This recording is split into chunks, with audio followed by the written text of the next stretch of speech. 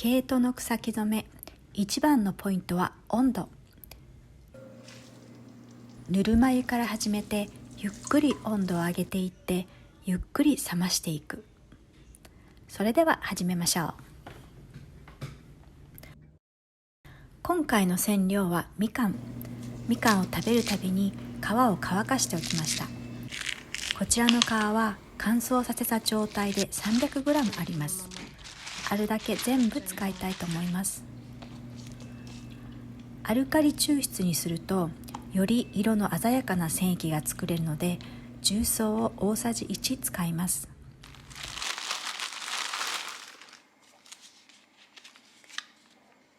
毛糸はソックヤンを使用。75% スーパーウォッシュメリノウール、25% ナイロン、100g で400メートル、とっても細い糸です。この糸は染色用なので、すでにこのようにカセにしてあって紐でくくってあります。染め始めて気がついたのですが、それでもさらに2箇所ぐらいは紐でくくってから染めた方が毛糸の扱いが楽になるので、次からはそうしたいと思います。巻いてある毛糸を使う場合はカセにして4箇所ほど紐でくくってください。まず毛糸の準備体操としてぬるま湯に10分ほど浸しておきます。今入れてるのは、ぬるま湯のお水です。その間に焙煎の準備をします。私はアルミ焙煎にするので、明板を毛糸の重さの 6% 使います。100g の場合は 6g の明板が必要となります。大さじ2とちょっとで 6g になりました。じゃあ明板を溶かしていきます。これ 6g 明板は水に溶けにくいので、一度お湯に溶かしてからぬるま湯を加えていきます。入れて溶かします。はい、溶けました。じゃあお鍋に入れます。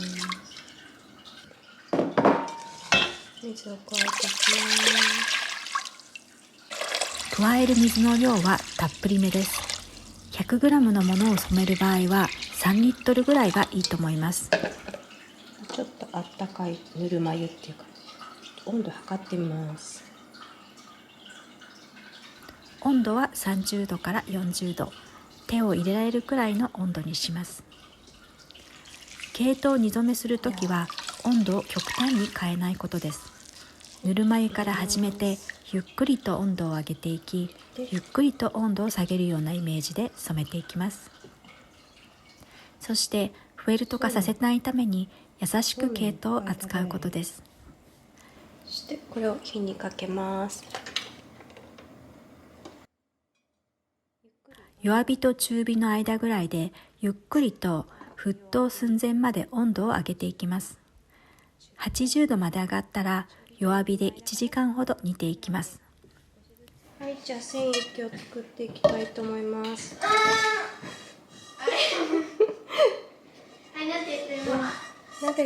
今お鍋がないので、この小さい鍋で煮て、焙煎が終わったらそちらの鍋に移して再び染液を煮ていこうと思います。全然なんとか入ったけど、向こうで応援団がいる。水を入れます。水を加えて煮るんだよ。今でだいたい80度ちょっと前ぐらいなので、80度まで上がったら弱火で1時間ほど煮ていきます。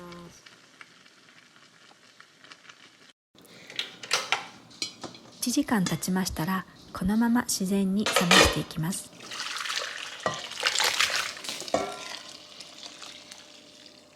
このままゆっくりと自然に冷ましていきます。鍋が空いたのでそちらに移します。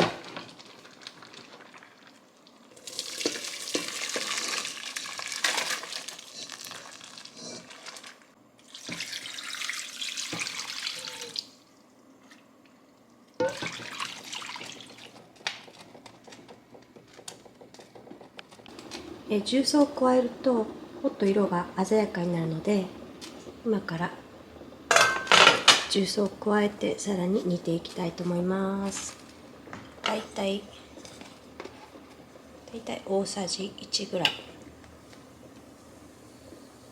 入れます。これ入れるとね、すごい泡出すから見てて。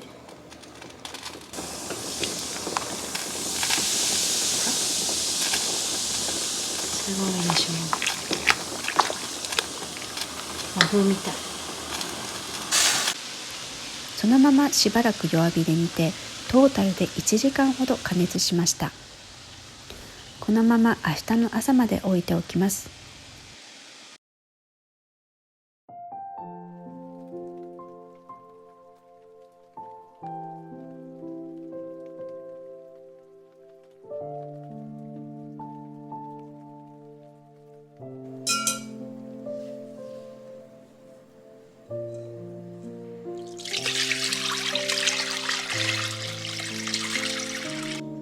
おはようございます。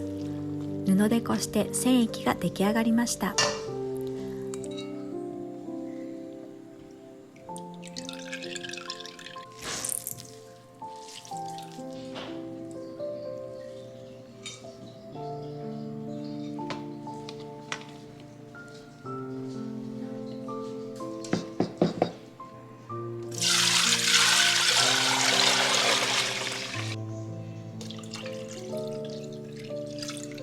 ここで pH を調べてみました。もっとアルカリに傾いているかと思ったのですが、ちょうどよく中性を保っているようです。もうすでにこの状態で中性なので、本来は何もしなくても良いのですが、ここでお酢を入れるとどんな風に変わるかなとどうしても変化が見たくなって、大さじ1のお酢を追加してみました。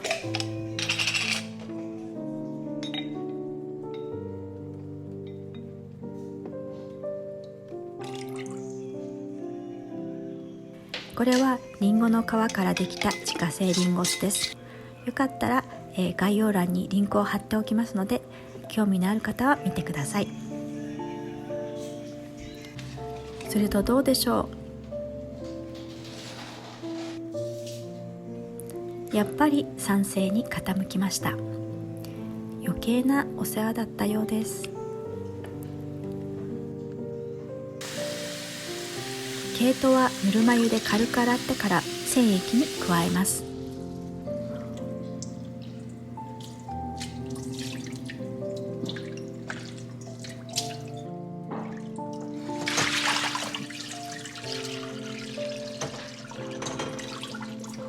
ようやく毛糸を染液に入れられるところまでたどり着きました。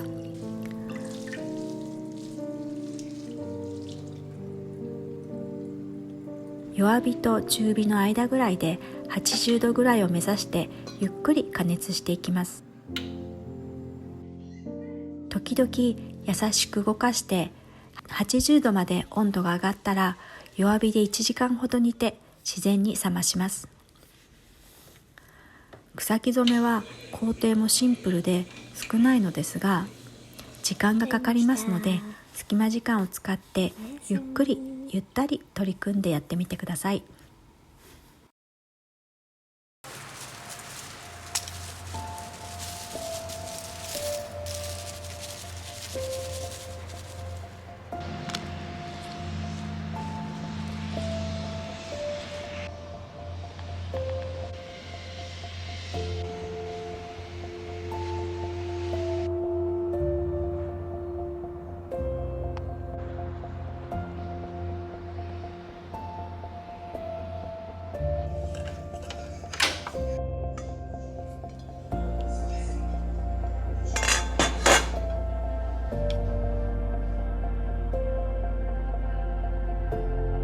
すっかり夜になりました。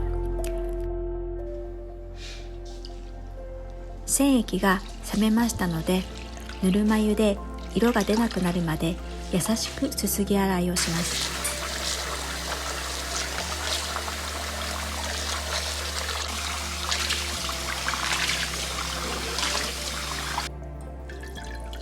かなり糸が絡んでいるので、ぬるま湯のお風呂の中で動かして糸を整えています。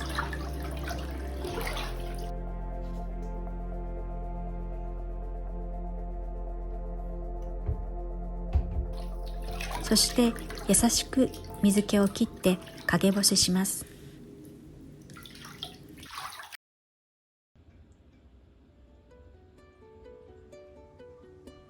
はい、これが染め上がりです。今回は予想以上に濃く染まっています。本当は去年染めたこれぐらいの色にしたかったのですが、同じようにいかないのが草木染めですよね。多分みかんの皮が多すぎたということ、スーパーウォッシュメリノウールを使ったのでより染まりやすかったみたいです。調べてみたら、スーパーウォッシュメリノウールとは繊維の外側のレイヤーを1枚剥がしてある毛糸だそうで、普通の毛糸よりもより染まりやすいそうです。何よりこの毛糸は肌触りが良くてチクチクしない、フェルト状になりにくくて毛玉になりにくい、洗濯機で洗えると良いことずくめなので、また染めてみたいと思いました。残った染液で去年の秋に染めた下着とキャミソールを染め直してみました。こちらは最初はカモミールティーで染めたのですが、先媒染1回染めでかなり薄めに染めていて、しかも何度も普通に洗濯機で洗っているので、色が落ちるのも早かったです。布の場合は媒染と染色を繰り返して自分の好きな色まで染め重ねしていくことができるので、色の調節がしやすいところがメリットです。昨日染め直ししたリラックスブラの方です。ちょっと外が今日は曇りなので色がちょっとわかるかな。そしてこちらはキャミソール、絞りも入れたんですが、ほんのりだからね、ちょっと見えるかな。これは玉ねぎ染めで、こっちはレモンバーム染め。似てるかなと思って並べてみるとちょっと違う。同じ黄色でも微妙に違う。そしてこの色も二度と同じ色が作れないという一期一会の草木染めの世界。一回一回が貴重な出会いと経験です。ご視聴ありがとうございました。またお会いできることを楽しみにしています。それではまた。